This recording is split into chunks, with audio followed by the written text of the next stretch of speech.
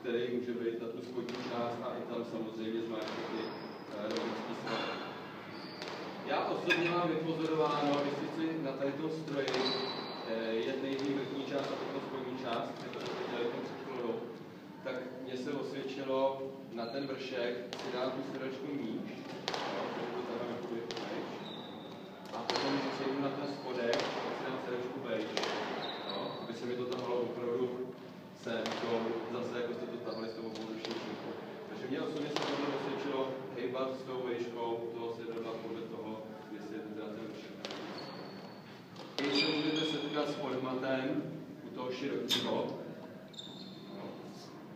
a tam by to mělo být, že se ještě víc cílí na ty svaly, který lepí spodní část lopatky k tomu kosternímu systému. Ten spodek té lopatky, který právě špatně odstává, tak tam vlastně by to ten podmat by měl jakoby tomu dopomoct. Stejně jako by tomu měl dopomoct tady, ale ty nástavce nejsou. Ta kladka ze zhora ještě může být, sice jako jste jeli, ten úchod těma doma proti sobě, ale ještě jsou nástavce, že to máte ale takhle. Takže to by taky tomuhle